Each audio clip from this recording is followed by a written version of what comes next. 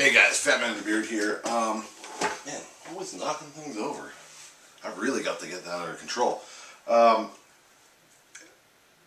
many of you know, I did a Blu-ray review yesterday on, man, I'm losing my mind, Ginger Snaps and Trick or Treat. But I promised I had two other Blu-rays I was going to review, and they are Fubar and Fubar 2. I've been wanting to get these. I don't know why I didn't have these in my collection to begin with. I really love these movies. I think what it was I was waiting for these to come to Blu-ray, and then I just stumbled upon them recently on eBay. But if you're not familiar with the Fubar movies, they're Canadian, and they're done very much kind of in the style. If you're a fan of Trailer Park Boys, you're going to like these movies. It's very similar humor. I think, and if you love the 80s and you love Iron Maiden and AC/DC and drinking beer and good times, these are the movies for you for sure. Especially if you're a fan of like the 80s hair metal scene, and I always loved that stuff. I grew up in the 80s and I really love the 80s. But Fubar, the first movie, is about, it's Dean and Terry, these two guys, and they're just your typical beer drinking slacker metalheads. I've been, I've hung out with millions of them, trust me, over the years. But they're just good guys. They're not out to cause any real harm. But Dean goes to the doctor because he's complaining of some pain down there, and comes to find out he has testicular cancer. And he's just one of those guys. He just doesn't want to accept that it's real. Doesn't really want to give in to the fact that he has testicular cancer and he needs to get one of his testicles removed. And so it's sort of him going on this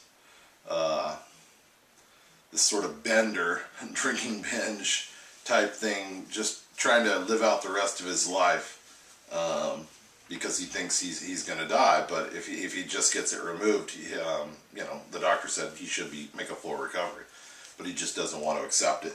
So it's all the shenanigans and then through the whole process, Terry is trying to get him to go get the surgery, as well. And it's really funny and it's really well written. And these two guys are really funny. I don't think I've ever seen them in anything else, but it is really funny. And I will say, the Fubar, the first movie, it's a little more low budget. It's still as funny, but Fubar 2, Fubar 2, Balls to the Walls, or Balls to the Wall, is the second part to it. And in this one, they have a much bigger budget. I prefer the second one, I think, really, over the first one. It's, like I said, they've got a bigger budget, so they were able to do more. But it's basically the same thing. Once again, I think it's during Christmas time, and a friend of theirs gets them a job working on the oil pipeline to make money for Christmas, so that Dean can give his kids a nice Christmas, because he has kids. I think he's got like 2 or 3 kids. But it also has to do with once again with his jewels, and it's really funny. And like I said, this is definitely done. Both of these are done very much in the style of Trailer Park Boys, which is one of my favorite shows. Trailer Park Boys is one of those. It's very unique. There's nothing else out there like it. The comedy, just everything about Trailer Park Boys is very much just like this. And I really love Canada. I've said this before. I really love Canada, and they just have their own unique sense of humor, especially things like Trailer Park Boys. I've met all those guys, at least the main cast. Randy, Leahy, and Bubbles, and well, I can't think today. But you guys go. I met the boys, and then Leahy and Randy. They if everybody's not familiar too, Trailer Park Boys does a live action sort of. It's hard to explain. They go around to different states and they put on these live performances, and they are hilarious and they sell out really fast. I've seen them like 3 times now, and that's how I was able to.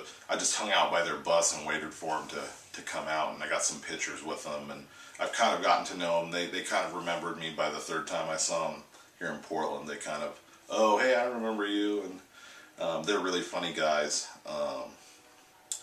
I will say this, Mike Smith is not as approachable the first couple times I met him, but the last time I met him he was very nice.